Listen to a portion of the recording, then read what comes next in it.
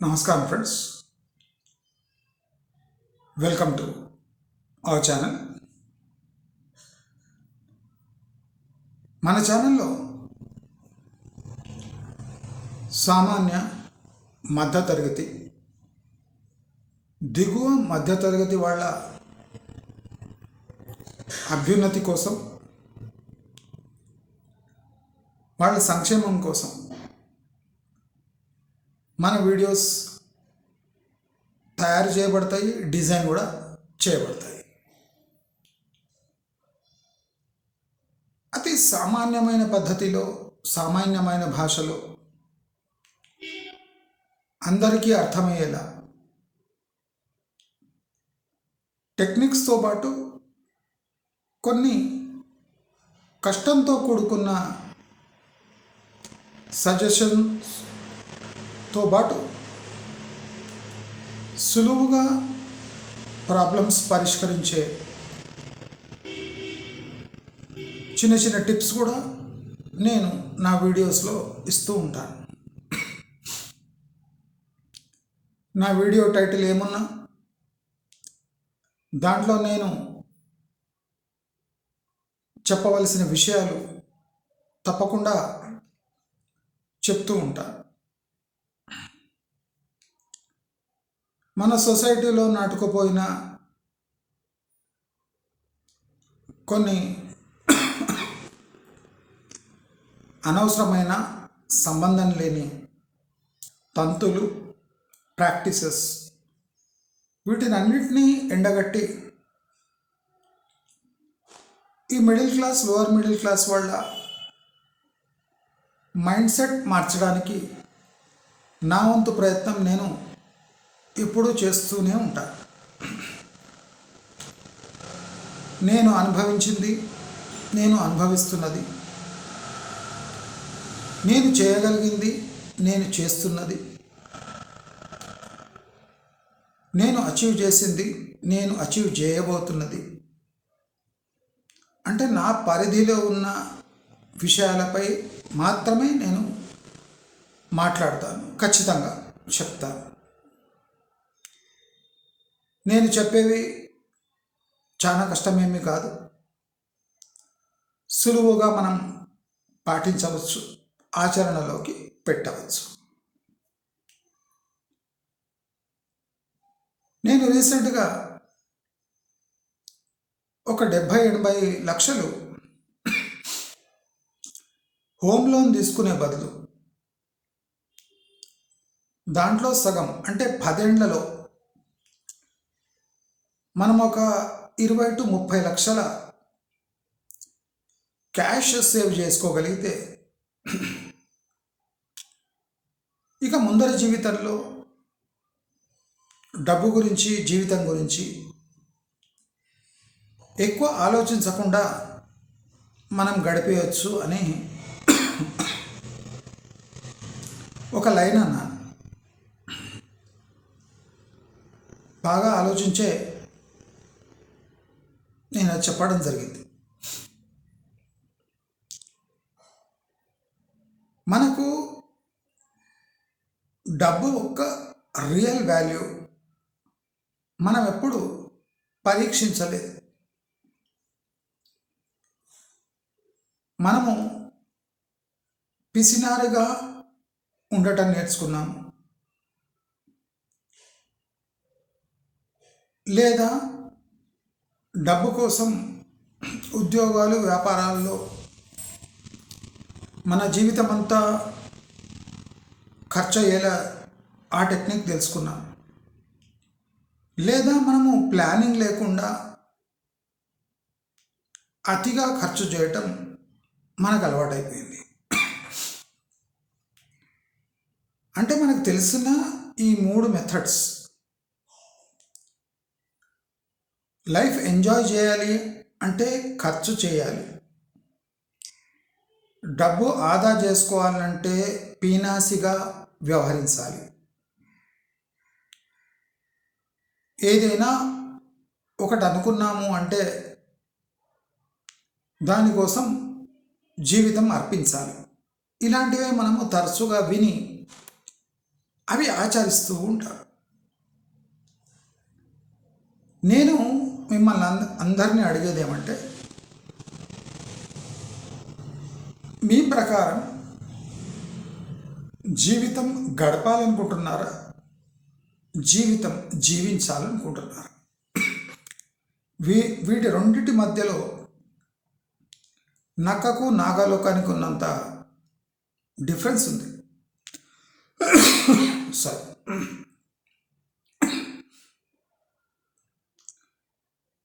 ఈ రెండింటిలో మీరు ఏది ఎంచుకుంటున్నారు, ఏది ఎంచుకున్నారు? అసలు మీకు క్యాష్తో ఉన్న ప్రాబ్లం ఏమి?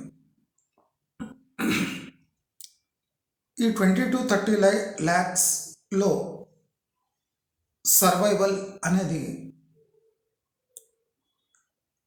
అది ఆచరణలోకి పెట్టే ముందు ఒక ఆలోచన మార్గం. అంటే ఆచరణ కన్నా ముందు ఆలోచనలో మార్పు వస్తే ఇది సాధ్యం.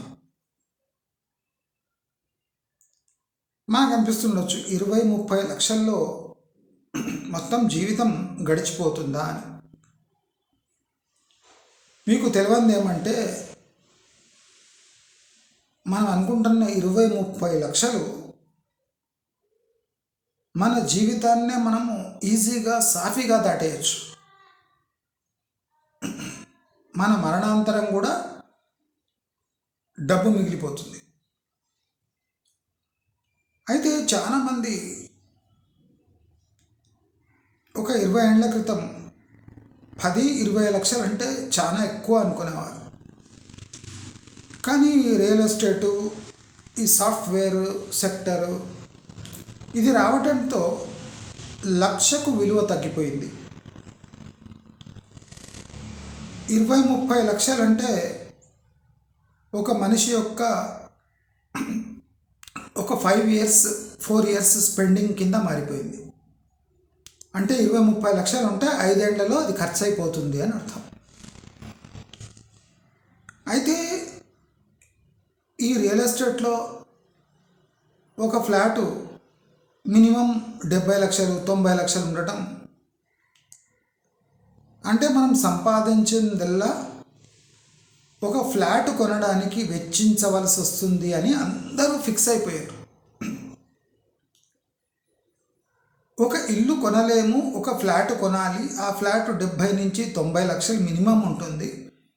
కాబట్టి ఈ 70-90 లక్షలు చెల్లించాలంటే 20 సంవత్సరాలు పడుతుంది. 20 సంవత్సరాలలో మనం ఫ్లాట్ సొంతం చేసుకునే తప్ప జీవితంలో ఏమీ చేయలేము అని అందరూ ఫిక్స్ అయిపోయినట్టు అనిపిస్తుంది. నేనేమంటా అంటే, ఈ 60-70 లక్షలు 70-90 లక్షలు ఒక ఫ్లాట్ని సొంతం చేసుకోమని మీకు ఎవరైనా బలవంతం చేశారా? చేస్తే వాళ్ళు ఏదైనా సుగమమైన మార్గము మీకు సూచించారా? లేకపోతే దాంట్లో 70% డబ్బు మీకు కానుక రూపంలో ఇస్తున్నారా? ఎవరు మిమ్మల్ని ఫోర్స్ చేయకుండా మీరు ఈ రిస్క్ స్వయాన ఎందుకు తీసుకుంటున్నారు? 60-70 లక్షలు 70-90 లక్షలు ఒక మనిషి జీవితకాలంలో ఆదా చేసుకోలేము అనుకున్నంత డబ్బు, అది కరెక్టా? కానీ మీరు గమనించాలి ఏమంటే, వేల మంది లక్షల మంది ఈ 90 లక్షల ఫ్లాట్లు ఈఎంఐ రూపంలో 20 years కమిట్మెంట్తో కొనుక్కుంటున్నారు. అంటే చాలామంది 90 లక్షలు నా జీవితకాలంలో నేను విత్ ఇంట్రెస్ట్ ఇది చెల్లించగలను అనే ఒక కాన్ఫిడెన్స్తో ఉన్నారు. ఆ కాన్ఫిడెన్స్ వల్ల వాళ్ళ జీవితకాలం ఆ ఈఎంఐలు చెల్లిస్తూ, ఆ పెనాల్టీలు కడుతూ, ఆ డిప్రిషియేషన్ డిప్రిషియేట్ అవుతున్న ఇంటిని చూసుకుంటూ గడపాల్సి వస్తుంది కదా. మరి దీనికి అంటే ఇది జీవితమేనా అంటే చాలామంది ఈఎంఐ కడుతూ సఫర్ అవుతూ ఒక సొంత ఇంట్లో ఉన్న అనే ఫీలింగ్తో అంటే తమ జీవితాన్ని ఒక రకంగా మోల్డ్ చేసుకొని ఇది సంతోషం కింద జమేసుకుంటున్నారు. అది తప్పు అని వాళ్లకు తెలుసు. రోజు తాము అనుభవిస్తున్న క్షోభ వేరేవాడు అర్థం చేసుకోలేడు. నేను ఒకటే అడుగుతున్నా, అనువు కాని చోట మనకు అనుకూలం లేని పనులు మనం ఎందుకు చేయాలి? చాలామంది పేరెంట్స్ ఇల్లు కట్టకుండానే చనిపోతున్నారు. అంటే వాళ్ళు నరకానికి వెళ్తున్నారా? వాళ్ళ పిల్లలు బాగా బతుకుతలేరా లేదా ఈ లోకంలో బతకలేకపోతున్నారా? అంటే సపోజ్ మీ అమ్మా నాన్న ఇల్లు తీసుకోలేదు, మీరు రెంట్లు కట్టుకుంటూ బతుకుతున్నారా? బతుకుతలేరా? లేదా సొంత ఇంట్లో ఇచ్చిన తల్లిదండ్రులు వాళ్ళ పిల్లలకి ఇస్తే అవి తీసుకొని వాళ్ళు ఇప్పుడు బ్రహ్మాండమైన పొజిషన్లో ఉన్నారా? చాలా వాటికి పాజిటివ్ అండ్ నెగటివ్ ఆన్సర్స్ ఉంటాయి. నేనేమంటా అంటే నేను వారి శైలిలో వీరి శైలిలో బతకండి అని అంటలేను. నేను మీ శైలిలో మీరు బతకండి.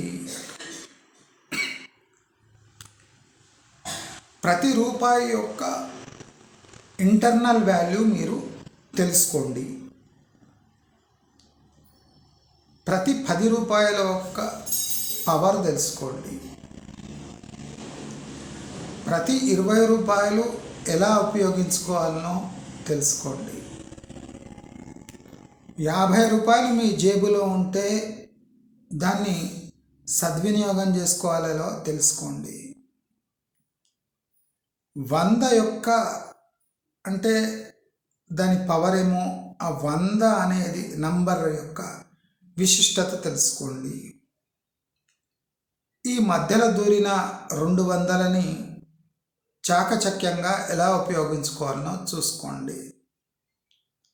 అన్నిటికన్నా పెద్ద నోటైన 500 యొక్క అంటే దాని లైఫ్ స్పాన్ ఒక 500 నోట్లు జేబులో ఉంటే అది ఎలా ఉపయోగపడుతుందో ఒకసారి బేరీజు వేసుకోండి. అంటే నేను చెప్తున్నదంతా అంటే సుత్తిలాగా అనిపిస్తుండొచ్చు, అమ్మా ఇంత చేయాలన్నా. నేనేమంటా అంటే మీరు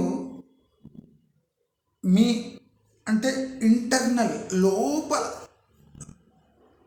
అంటే లేని కోరికను బయట తీసి ఒక ఇల్లు కొనుక్కోవాలని ప్రెషర్గా ఫీల్ అయ్యి ఇష్టం లేని ఇల్లును కొనుక్కొని, ఎంతమందికి ఫ్లాట్ అంటే ఇష్టం ఉంటుంది అంటే నా ప్రకారం ఒక 70% మందికి ఫ్లాట్ అంటే ఇష్టం ఉండదు, కానీ కొంటారు. ఎందుకంటే ఆప్షన్ లేదు అంటారు.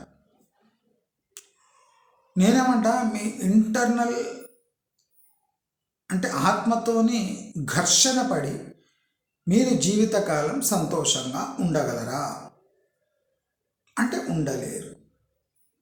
మరి మీ ఆత్మను వంచి మీరు ఒకటి అచీవ్ చేస్తే అది అచీవ్ చేసినట్ట అంటే కానే కాదు. ఫ్లాటు ముందు తరాలకు ఒక ఆస్తి అంటే కానే కాదు. మీ తరంలోనే దాని పని అయిపోతుంది. కాబట్టి ఒక ఫ్లాట్ కోసం మీరు మీ జీవితం అంకితం చేయడం మానుకోండి అని చెప్తున్నారు. అయితే ఈ 20-30 లక్షల్లో ఒక జీవితం కొనసాగవచ్చా అనేది ఒక ప్రశ్న. అంటే ఇవాళ రేపు 20-30 lakhs యొక్క ఇంపార్టెన్స్ ఎవరికి తెలుసలేదు. ఎందుకు చెప్పండి? ఎందుకంటే 80-90 లక్షలకు ఒక ఫ్లాట్ వస్తుంది. ఒక ఎస్యూవీ కొనాలంటే 8-10 లక్షలు పడుతుంది. అంటే 8-10 లక్షలు అంటే ఒక కారు వస్తుంది. 80-90 లక్షలు పెడితే ఒక ఫ్లాట్ వస్తుంది. నా దగ్గర ఉన్న బొచ్చు 20 లక్షలు 30 లక్షలతో ఏమొస్తుంది? మనకు మనం ప్రశ్నించుకునే విధానం ఎట్లుంటుందంటే 8-10 లక్షల్లో ఒక ఎస్యూవీ వస్తుంది, 80-90 లక్షలు పెడితే ఒక ఫ్లాట్ వస్తుంది. ఈ రెండు ఈఎంఐ కట్టే దాంట్లో నా 20-25 ఏళ్ళు వెళ్ళిపోతాయి.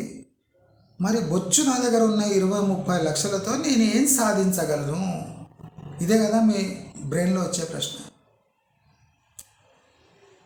1,00,000 రూపాయలు వేసి ఒక హీరో హోండానో బైకో కొంటే ఎంచక్కా తిరగొచ్చు అనుకుంటాం.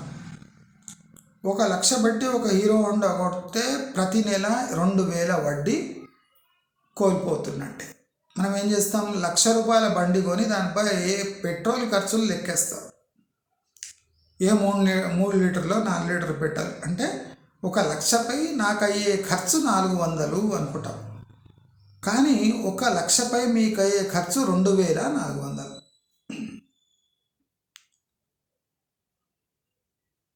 మనం ఇట్లా ఆలోచిస్తాం. మన ఇంట్లో బండి ఉంది అంటే మనం నెలకు 2,000 కోల్పోతున్నాం అనుకో. మన ఇంట్లో బండి ఉంది, పెట్రోల్ ఖర్చులు కాక దానికి మెయింటెనెన్స్ కూడా ఉంటుంది. అంటే మనము మన దగ్గర ఉన్న డబ్బుతో అతి తక్కువ ఏమొస్తాయో దాన్నే మనం కంపేర్ చేసుకుంటాం. మన జీవితానికి కావాల్సింది ఏమో మనము అంచనా వేసుకోలేకపోతున్నాం. పక్కింటి వాడి జీవితంతో మన జీవితాన్ని అనుకోకుండా లింక్ పెట్టుకుంటున్నాం. వాళ్ళు కొన్నదే మనం కొనాలి, వాళ్ళు తిరిగినట్టే మనం తిరగాలి.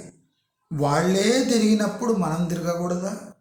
వాళ్ళే హోటల్కి పోయినప్పుడు మనం పోకూడదా? వాళ్ళే ఇల్లు కొన్నప్పుడు మనం కొనకూడదా? వాళ్ళే బోడీ ఏం లేనోళ్ళు ఎస్యూవీ కొన్నప్పుడు మనము స్విఫ్ట్ కొనాలన్నా? అంటే వాళ్ళే మనము అంటే వాళ్ళను తక్కువ అంచనా వేసి మనము తక్కువ అంచనా, ఇంకా తక్కువ అంచనా వేసుకుంటాం. వాళ్ళే ఆ ప్రైవేట్ స్కూల్లో చేర్చినప్పుడు మన పిల్లలను మనము ఇంకా తక్కువ స్కూల్లో ఎందుకు వేయాలి, చిన్న స్కూల్లో ఎందుకు వేయాలి? వాళ్ళే అంటే వాళ్ళను మనం చిన్న చూపు చూస్తున్నాం. మనం కూడా చేయలేమా అంటే మనం ఇంకా మనని కిందేసుకుంటున్నాం. అంటే వాళ్ళని కిందేయబోయి మనం కింద పడుతున్నాం. దీని సారాంశం. ప్రతి మనిషి ఎదగాలని చూడాలి, కానీ ఒక మనిషిని కిందేసి తాను కింద పడి సాధించేది ఏమీ లేదు. ఒకటి గమనించాలి, ఒక 10 మంది ఉంటే 10 మంది చేతిలో 500 పెడితే ఒక రోజు తిరిగేసరికి మీరు ఖర్చు పెట్టండి అంటే ఒక మనిషి 500 5 రోజులు పడుతుంది ఖర్చు చేయడానికి. ఒక మనిషి 2 రోజుల్లో ఖర్చు చేస్తాడు. ఒక మనిషి సాయంత్రంలోపు 500 ఖర్చు చేసేస్తాడు. ఒక మనిషి కొన్ని మినిట్స్లోనే 500 ఖర్చు చేయగలడు. కొన్ని మినిట్స్లో అయిపోయే 500 ఒక మనిషి 5 రోజులు ఇలా గడపగలిగాడు. అంటే మీరేమంటారంటే లైఫ్ అంటే ఒక మనిషి 500 కొన్ని గంటల్లో ఖర్చు చేసేవాడు, నిమిషాల్లో ఖర్చు చేసేవాడు చాలా మంచిగా బతుకుతున్నాడు. మంచి క్వాలిటీ స్టఫ్ తీసుకుంటే అది 500 కొన్ని నిమిషాల్లో అయిపోతుంది. ఆ పీనాసి విధవ 5 రోజులు రోజుకు 100 ఖర్చు పెట్టి తన జీవితాన్ని గడుపుతున్నాడు. అదొక జీవితమా అనుకుంటామా లేదా? 500 కొన్ని నిమిషాల్లో ఖర్చు చేసేవాడు గ్రేట్, వాడు క్వాలిటీ లైఫ్ గడిపిస్తున్నాడు. ఒక మనిషి 500 5 రోజులు 100 ఖర్చు పెడుతుందంటే 100 ఖర్చు పెట్టి జీవితంలో ఏం సుఖపడుతున్నాడు అనుకుంటాం. కరెక్టా? మనం ఇలా అనుకొని అనుకొని అనుకొని అనుకొని మన దగ్గర ఉన్న ఎన్ని లక్షలైనా అవి అంటే మన లైఫ్ని సాటిస్ఫై చేయలేకపోతున్నాయి. 10 మందికి 500 ఇస్తే ఒకడు కొన్ని నిమిషాల్లో ఖర్చు చేశాడు, ఒకడు 5 రోజులు పట్టింది ఖర్చు చేయడానికి. అయితే ఒక మనిషి 100 ఖర్చు చేస్తూ 5 రోజులు గడిపాడు తన జీవితకాలంలో. అంటే వాడికి ఒక 500 రూపాయలవి ఎన్ని నోట్లు ఇస్తే వాడు ఒక నెల గడపగలడు? మీరే లెక్కేసుకోండి. ఒక 8 నోట్లు ఇస్తే వాడు ఒక నెల గడపగలడు. 8, 10 అందాజు చెప్తారు. కొన్ని నిమిషాల్లో 500 ఖర్చు చేసే వ్యక్తికి మీరు ఎన్ని 500 నోట్లు ఇస్తే వాడు ఒక నెల గడపగలడు అంటే చెప్పలేం.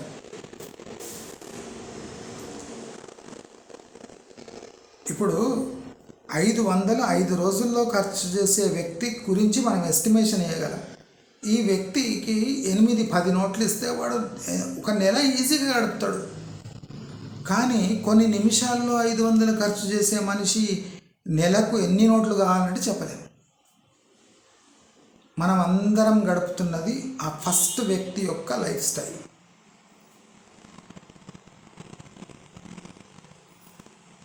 ఆ మనిషి ఒక నెల 8, 10 నోట్లతో గడుపుతున్నాడు, వాడు ఆ నెల కంప్లీట్ చేసాడు. కానీ ఈ వ్యక్తి యొక్క నెల కంప్లీట్ కావాలంటే ఎవరు గెస్ చేయడానికి అయితే లేదు. ఎందుకు అంటే ఒక ప్లాన్డ్ స్పెండింగ్ లేదు. ఒక రోజుకు నేను ఇంత ఖర్చు పెట్టాను, ఇంతే ఖర్చు పెడతాను అనేది లేదు. ఎంతైనా ఖర్చు పెట్టచ్చు. మూడ్ స్వింగ్, ప్లానింగ్ లేకపోవటం, విచ్చలవిడితనం, పైసల యొక్క ప్రాధాన్యత తెలియకపోవటం, ఇది ముఖ్యమైన కారణాలు. డబ్బుకు ఎప్పుడు వాల్యూ ఉంటుంది. ఇప్పుడు చాలామంది అంటుంటారు, ఆటో వాళ్ళు 10 రూపీస్లో ఏమొస్తుంది సార్, మీరు ఎట్లా వాదిస్తున్నారు, 10 రూపీస్లో ఏమవుతుంది సార్? నేను అడుగుతున్న 10 రూపీస్ ఎక్స్ట్రా. నేనేమంటా 10కి 12 పాలకూర కట్టలు వస్తాయి, 10కి 10 కొత్తిమీర కట్టలు వస్తున్నాయి. 10, 12 పాలకూర కట్టలు అంటే 2 రోజుల ఫుడ్ పప్పులో వేసుకోవచ్చు, కూర చేసుకోవచ్చు 2 రోజులు. అంటే నా 2 రోజుల ఫుడ్ ఐటమ్ నువ్వు ఒక్క సెకండ్లో అడుగుతున్నావు. 10 రూపీస్ ఎక్స్ట్రా ఇస్తే ఏమైతే ఎక్స్ట్రా, నీ ఎక్స్ట్రా నాకు 2 డేస్ పనికి వస్తుంది. 10 రూపీస్ ఏం తక్కువ కాదండి వాటర్, నేను బతికేస్తాను 10 రూపీస్.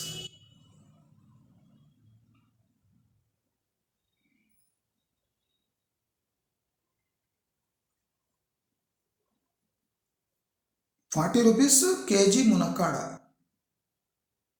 4 సార్లు చేసుకోవచ్చు. మునక్కాడ 4 టైమ్స్ అంటే ₹10 ఒక్కసారి. అదే 20కి 4, 20కి 3 తెచ్చుకునే వాళ్ళు కూడా చాలామంది ఉన్నారు. సేమ్ పర్సన్ నాకు ₹40 కేజీ ఇచ్చిన ఆయన నాకు 4 కావాలంటే ₹20 ఇవ్వమంటాడు. నేను ₹40 స్పెండ్ చేసి 4 టైమ్స్ వండుకుంటా. కేజీకి 18 నుంచి 22 వస్తాయి కేజీకి. అదే మనం 2, 3, 4 తీసుకుంటే ₹20కి 4 ఇస్తాం, 10కి 2. ఒక్క పూట వండుకుంటాం మనం. ఒక్క పూట అది కూడా సాటిస్ఫైడ్ ఉండదు. 2 మునక్కాడలు ఏం చేస్తాం? నేను ఒక్కసారి కూర్చుంటే మినిమం 4-5 మునక్కాడల సాంబార్లో తినేస్తాను. అంటే ఎవరిది అంటే కరెక్ట్ మెథడ్? ఈ 10కి 2 డ్రమ్ స్టిక్ తీసుకున్న ఆయన ఒక హోటల్కి పోయి 300 రూపాయల మంచూరి తినేస్తాడు. కూరగాయల దగ్గరేమో 10కి 2 డ్రమ్ స్టిక్స్ మునక్కాడలు. సాయంత్రం హోటల్కి పోయి 300 రూపాయల మంచూరి. అంటే డబ్బు ఎక్కడ ఆదా అవుతుంది, ఎక్కడ విచ్చలవిడిగా ఖర్చు పెడుతున్నారు అంటే డబ్బు వాల్యూ ఎప్పటికప్పుడు మనం బేరీజు వేసుకుంటుంటే, దాన్ని పిండుతుంటే, సారం తీస్తుంటే మనం డబ్బు ఎక్కడ ఎప్పుడు ఎంత ఖర్చు పెట్టాలి అనే ఒక ఎస్టిమేషన్ వస్తుంది. లేకపోతే డబ్బుకి ఏమి నేను కూడా ఖర్చు పెడతా, ఒక 2-3 నిమిషాలు ఖర్చు పెట్టచ్చు, 500 ఏం లేదు. 2-3 నిమిషాల్లో ఒక గంటలో 500 ఖర్చు పెట్టే అవసరం ఏమన్నా ఉందా?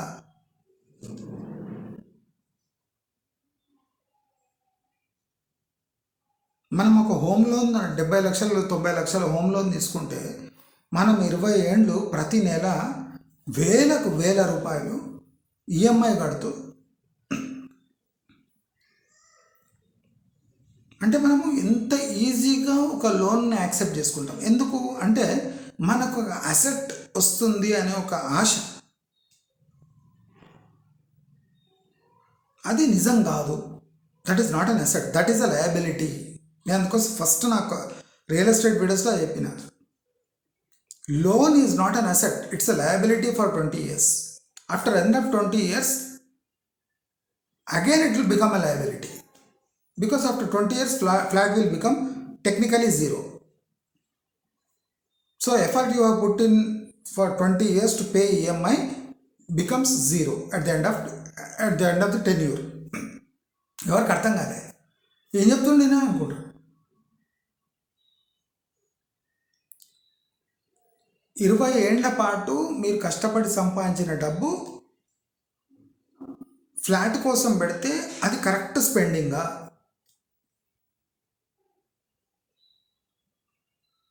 ఈఎంఐలో కడుతున్న వడ్డీ మీరు నెలకు ఆదా చేస్తున్న డబ్బుపై వచ్చే వడ్డీ ఏమన్నా టాలీ అవుతుందా? అయితే హౌసింగ్ లోన్ కోసం 9% ఈఎంఐ, 9% వడ్డీ అంటే చాలా ఎక్కువ, టూ మచ్. మనం టూ మచ్ని హ్యాపీగా భరిస్తున్నాం. ఎందుకు అంటే మన బ్రెయిన్లో రాంగ్ నోషన్స్ పాతుకుపోయినాయి.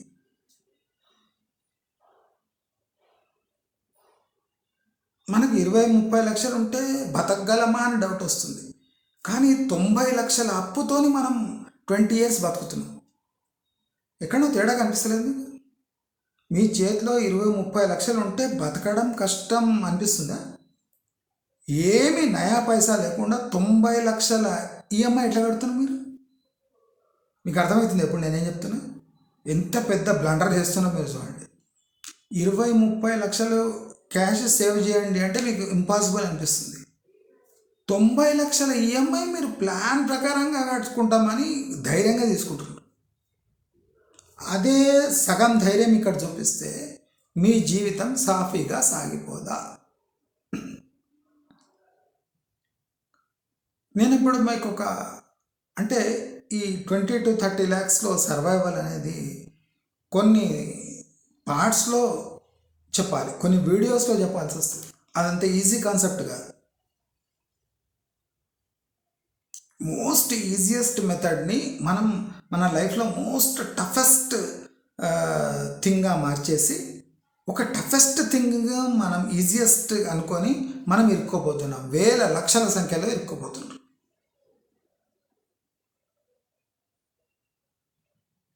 మనం ఒక 20-30 లక్షలు సేవ్ చేయాలి అంటే దానికి ముఖ్యమైన అంటే ఎనిమీస్,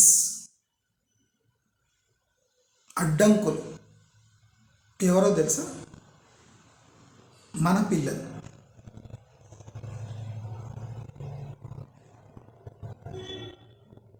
మనం లైఫ్ ఎవరి కోసం పెడుతున్నామో,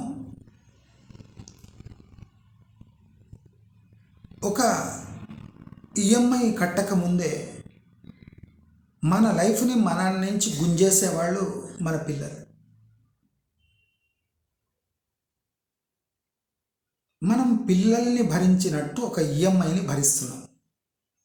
నేనేమంటా అంటే పిల్లలకు ఈఎంఐకి ఏం తేడా లేదా?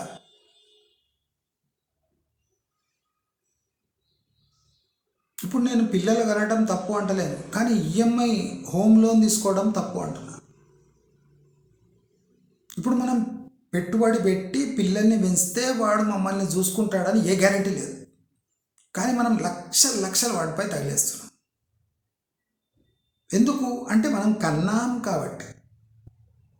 మనం ఎందుకు పెంచుతున్నామంటే కంటున్నాం కాబట్టి, కన్నాం కాబట్టి. అంటే బాధ్యత మనం తెచ్చుకున్నదే కదా, మనం కన్నదే కదా. అదొక బాధ్యత నడుస్తూనే ఉంది అక్కడ.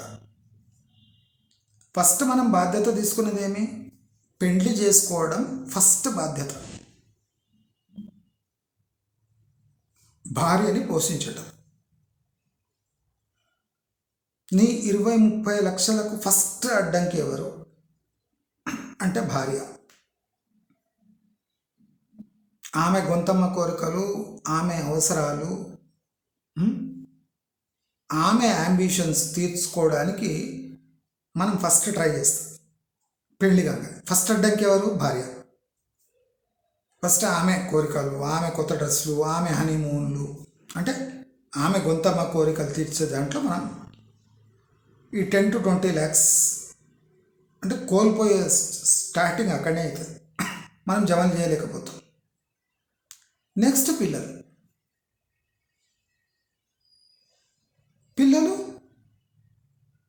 వీళ్ళు భార్య కంటిన్యూ అవుతుంది నెక్స్ట్ లైఫ్ ఫుల్. నెక్స్ట్ పిల్లలు ఎంటర్ అవుతారు. 3-4 yearsకి పిల్లలు ఎంటర్ అయ్యి వాళ్ళు తాము జాబ్ చేసుకొని బయటపడే వరకు మన బాధ్యత కింద వాళ్ళు ఈ 20-30 లక్షల అంటే సేవ్ చేసే దాంట్లో రెండో అడ్డంకులు వీళ్ళంతా.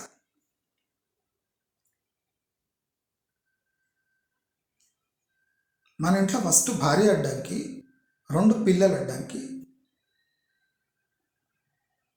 3వది మనతో తల్లిదండ్రులు ఉంటారు. ఆ తల్లిదండ్రుల బాధ్యత అంటే మనం ఈ 20-30 లక్షలు జమ చేసే మధ్యలో వాళ్ళు తమ అవసరాల కోసం మనం ఖర్చు చేయాల్సి వస్తుంది. ఇది కూడా బాధ్యతనే. ఏది విస్మరించలేము. భార్యని విస్మరించలేము, పిల్లల్ని విస్మరించలేము, తల్లిదండ్రులను విస్మరించలేము.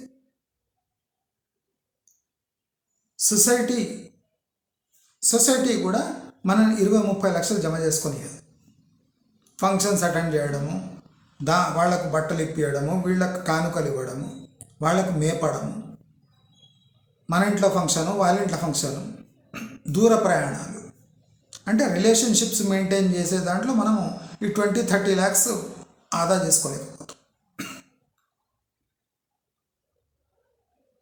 ఇదంతా చేసుకొని దాటడానికి రెడీగా ఉన్నామంటే మనం ఒక హోమ్ లోన్ తీసుకుంటాం. అంటే వీటిని అన్నీ విస్మరించి మనము 20-30 లక్షలు జమ చేయాలన్నా అంటే నేనేమంటా అంటే వేటిని విస్మరించదు, మనకు హక్కు కూడా లేదు. కానీ మనము ఏ ధైర్యంతో ఒక 90 లక్షల ఫ్లాట్ తీసుకుంటున్నాం ఈఎంఐలో, మనం సగం ధైర్యం చేస్తే వీళ్ళని అందరినీ న్యాయం చేసి ఒక 20-30 లక్షలు జమ చేయలేమా? నా ప్రశ్నకు జవాబు చెప్పండి. 90 లక్షలు ఈఎంఐ కట్టడానికి రెడీ అయిన వాళ్ళు దానికి సగం కన్నా తక్కువ 40% నీవు 20-30 లక్షలు జమ చేసే దాంట్లో నీకు ప్రాబ్లం ఎక్కడ వస్తుంది? నేను చెప్పిన అడ్డంకులు తప్ప. అయితే మరి మీరే చెప్తున్నారు కదా, వీళ్ళంతా అడ్డంకులు ఉన్నారు కదా, పిల్లల చదువులు, పిల్లల పెండ్లిళ్ళు, పేరెంట్స్ యొక్క హెల్త్, ఫ్రెండ్స్, రిలేటివ్స్, వీళ్ళందరినీ దాటుకుంటూ మనము ఈ 20-30 ల్యాక్స్ ఎట్లా సేవ్ చేయాలి? సేవ్ చేసి మీరు జీవితకాలం ఏం చేసే అవసరం లేదంటున్నారు. ఇది ఇంపాసిబుల్ లాగా అనిపిస్తుంది. నేనేమంటా అంటే వీటన్నిటికన్నా ముందు మన మైండ్ సెట్ ఫస్ట్ కండిషన్లో రావాలి. నేను ఈ 20-30 లక్షలు అంటే నా బాధ్యతలను నేను కంట్రోల్ చేయగలనా అంటే నా భార్య మైండ్ సెట్ నేను ఫస్ట్ మార్చాలి. ఈ 20-30 ల్యాక్స్ జమ చేసే దాంట్లో ఫస్ట్ స్టేజ్లో మీ ఇద్దరే ఉంటారు, భార్య భర్త. So easy to take decisions. ఇక్కడ బలపడింది, ఇది ఒకటే బలమైన టైం, భార్య భర్త. ఇక్కడ డిసిషన్ తీసుకునే వాళ్ళు ఇద్దరే. ఏదైనా క్విక్గా ఇద్దరు కలిసి డిసిషన్ తీసుకోవచ్చు. వీళ్ళకు మ్యాక్సిమం 3 years టైం ఉంటుంది. 3 years తర్వాత పిల్లలు ఎంటర్ అవుతారు. పిల్లలు ఎంటర్ కాగానే ఇప్పుడు మీరు ఇద్దరు పిల్లలు, ఇద్దరు పిల్లలు. అప్పటి వరకు మీ పేరెంట్స్ కూడా హెల్తీగా ఉంటారో ఏం పర్వాలేదు, వాళ్ళు కూడా సహకరిస్తూ ఉంటారు. ఇద్దరు భార్యాభర్తలు, ఇద్దరు పిల్లలు. ఇప్పుడు ఈ 10-20-30 ల్యాక్స్ సేవింగ్స్లో వీళ్ళు అంటే నలుగురు కలిసి ఎంటర్ అవుతారు ఈ గేమ్లో. ఇప్పుడు వీళ్ళు పై ఇద్దరు కలిసి ఈ పుట్టిన ఇద్దరిని అంటే వాళ్ళ ఎదుగుదలను వాళ్ళ ఖర్చులను కంట్రోల్ చేసేది వీళ్ళిద్దరు. అంటే వీళ్ళిద్దరు కలిసి ఆ ఇద్దరిని లైఫ్లో ట్యాకిల్ చేయాలి. అసలు మనము పిల్లలపై క్వాలిటీ స్పెండింగ్ ఎలా చేయాలి, అసలు విద్య అంటే ఏమి, ఈ విద్య వల్ల వాళ్ళు ఏమన్నా అంటే ఎక్స్ట్రాడినరీగా తీర్చిదిద్దబడుతున్నారా, అసలు నాకు విద్యపై ఎంత ఖర్చు చేయాలి, ఫస్ట్ అది. సెకండ్, మన అలవాట్లు, మన తిండి, మన లైఫ్ స్టైల్ మనం 20-30 ల్యాక్స్ సేవ్ చేసుకునే ఫ్రేమ్వర్క్లో వస్తుందా? మనం ఏమైనా ఓవర్ యాక్షన్లు చేస్తున్నామా? మనం ఎక్సెస్గా బట్టలపై స్పెండ్ చేస్తున్నామా, యాక్సెసరీస్పై స్పెండ్ చేస్తున్నామా, సెల్ ఫోన్లు కొంటున్నామా, పెద్ద టీవీలు కొంటున్నామా, ఫ్రిడ్జ్ కొంటున్నామా, ఎక్సెస్గా బయట తిరుగుతున్నామా, పిల్లల గొంతమ్మ కోరికలన్నీ ఇచ్చేస్తున్నామా, ఏం చేస్తున్నాం? నా 20-30 లక్షలు జమ చేయడానికి ఈ అడ్డంకులు మనం సృష్టించేవా, ఆల్రెడీ సృష్టించబడ్డాయా, లేదా మనం జస్ట్ ఫాలో చేస్తున్నామా? ఇలా అడ్డంకులను ఎదుర్కోకపోతే రేపు పరిస్థితి ఏమి? మనకు 20-30 ల్యాక్స్ సేవ్ కావు. అంటే మనం కంట్రోల్ ఎక్కడ చేయాలి? మన అలవాట్లను కంట్రోల్ చేసుకొని ఎదుటివాడి అలవాట్లను కూడా కంట్రోల్ చేయాలి. అంటే ఇవంతా చాలా కష్టం కాదు, ఏం కష్టం కాదు. సంకల్పం ఉంటే మీకు 90 లక్షలు ఈఎంఐ చెల్లించే సంకల్పం ఎట్లొచ్చింది? దాంట్లో 40% 20-30 ల్యాక్స్ జమ చేసే దాంట్లో సంకల్పం ఎందుకు రాదు? అక్కడున్న సంకల్పం ఇక్కడ అంటే అక్కడ వేరేవానికి ధూపదీప నైవేద్యాలు పెట్టడానికేమో సంకల్పం ఉంటుంది, ఇక్కడేమో సంకల్పం ఉండదు. సరే, వీళ్ళ పిల్లలిద్దరు నెక్స్ట్ ఫేజ్లో తల్లిదండ్రుల యొక్క హెల్త్ కొద్దిగా ప్రాబ్లమ్స్ వస్తుంటాయి, కొద్దిగా ఏజ్ అయితే అక్కడ స్పెండ్ చేయాలి. దానికి మీరు అడ్వాన్స్గా ప్లానింగ్ ఏమైనా చేశారు? ఎందుకంటే మీరు ఒకటి గుర్తుపెట్టుకోవాలి, నా దగ్గర 20-30 లక్షలు ఉన్నాయి, అవి వస్తున్నాయి, స్టార్ట్ అయినాయి రావడము, మనం సేవ్ చేయడం అవుతుంది అనగానే మన ఏజ్ 60 అని రాసుకోవాలి. మీరు 30 ఉండనివ్వండి, 40 ఉండనివ్వండి, 35 ఉండనివ్వండి, 45 ఉండనివ్వండి, మీ ఏజ్ అంతా 60. అంటే మీ బాధ్యతలు సమాజంపై తీరిపోయాయి, కానీ ప్రాక్టికల్గా తీరలేదు. అంటే దాని అర్థం ఏమంటే మీకు ఈ 20-30 లక్షలు తప్ప వేరే దారి లేదు. ఇది నిజమా? కాదు. ఎందుకంటే మీరు సంపాదిస్తూనే ఉంటారు అప్పుడు కూడా. కానీ మీ భావన ఎట్లుండాలంటే నేను 60 రిటైర్డ్, నా దగ్గర 20-30 లక్షలు ఉన్నాయి, ఇప్పుడు దీనితో శేష జీవితం గడపాలి. ఇప్పుడు నాకు సైడ్ ఇన్కమ్ వస్తుంటుంది, మా భార్య భర్త పని చేస్తుంటాము, మాకు రెంట్లు వస్తున్నాయి, ఇవన్నీ పక్కకు పెట్టండి. నాకు ఆస్తి కలిసి వస్తుంది, ఇవన్నీ సెకండరీ. నా దగ్గర 20-30 లక్షలు ఉన్నాయి, నా వయస్సు 60, ఇది తప్ప నాకు వేరే మార్గం లేదు. మరి దీనిని పట్టుకొని నేను మిగతా నా జీవితం ఈదగలనా? అప్పుడు మీ వయసు ఎంత ఉంటుంది? 30 ఉండొచ్చు, 35 ఉండొచ్చు, 40 ఉండొచ్చు, 45 ఉండొచ్చు, 50 ఉండొచ్చు. కానీ మీరు ఏమనుకుంటున్నారు? నాకు 60, నేను ఇంకా ఫిజికల్గా పని చేయలేను, 0, నేను రిటైర్డ్. సో ఈ 20-30 లక్షలతో నా ఫ్యూచర్ జీవితాన్ని ఎలా ప్లాన్ చేసుకోవాలి? దీంట్లో ఏమేమి వస్తున్నాయి?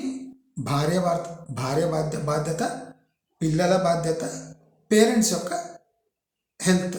ఇది అంటే అందరికీ ఈ బాధ్యతలు ఉంటాయని కాదు, ఒక సామాన్యమైన మానవునికి ఈ బాధ్యతలు ఉంటాయి. ఇవి విస్మరించకుండా ఎలా ప్లాన్ చేసుకోవాలి? దానికి ముఖ్యమైన పేస్ న్యూ 60 నీకేం చేత కాదు. ఇప్పుడు ఉన్న 20-30 లక్షలతో నీ మిగతా శేష జీవితం బాధ్యతతో గడపాలి. దాన్ని ఎట్లా ప్లాన్ చేసుకోవాలి? అంటే నీవు ముసలోళ్ళలాగా బతకాలి అని కాదు. ఏజ్ 60, నాకు చేతనవుతుంది, ఇది టాప్ హెడ్లైన్స్.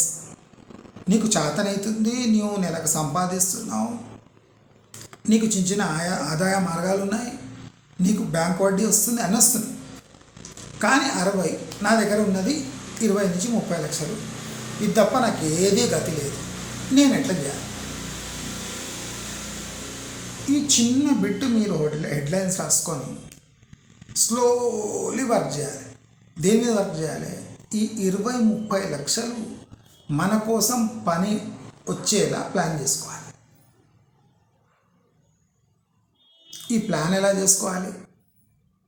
అసలు మా మైండ్ సెట్ని ఎలా కన్స్ట్రక్ట్ చేసుకోవాలి? ఎవరైనా ఈ ప్లాన్ని డెస్ట్రాయ్ చేయడానికి వస్తే వాళ్ళని ఎలా ఎదుర్కోవాలి? ఈ ప్లాన్స్ కూడా ఉండాలి. ఎందుకంటే మనము ఇలాంటి ప్లానింగ్ చేసుకొని ఇలా బతుకుతున్నామంటే నీవు చేయలేవు, ఏమవుతుంది, వాళ్ళ రేపు ఏమొస్తుంది? 20-30 లక్షల ఫ్లాట్ కూడా వస్తుంది 90 లక్షల, నువ్వు 20-30 లక్షలతో జీవితం గడపాలనుకుంటున్నావు. తప్పు. ఆ 20-30 లక్షలు పెట్టి ఇంకో 30 లక్షలు అప్పు తీసుకొని ఒక ఫ్లాట్ కొనుక్కొని ఫ్రీ సజెషన్ ఇస్తారు. అంటే ఇలాంటి సజెషన్ని కూడా ఎలా ఎదుర్కోవాలి అనే ఒక మాస్టర్ ప్లాన్ మీ దగ్గర ఉండాలి. కాపీ కొట్టని జీవితం గడపాలి. ఫస్ట్ రెజల్యూషన్ 20-30 lakhs ఇన్కంలో బతకాలి అంటే కాపీ కొట్టని జీవితం ఎలా బతకాలి అనేది ఒక లిస్ట్ వేసుకోవాలి. నన్ను నేను కంట్రోల్ ఎట్లా చేసుకోవాలి, నా టార్గెట్స్ మిస్ కాకుండా ఎలా అచీవ్ చేయాలి, లైఫ్లో అంటే దరిద్రం ఉన్నట్టు లేకుండా అంటే మనకు అనుకూలమైన స్పెండింగ్ ఎలా చేయాలి, దానికి ప్లాన్ ఏముంది అని ఇలాంటి చాలా విషయాలు ఉన్నాయి. అది రాబోయే వీడియోల్లో మనం ఈ భాగాల్లో ఇది డిస్కస్ చేద్దాం. అప్పటి వరకు నమస్కారం.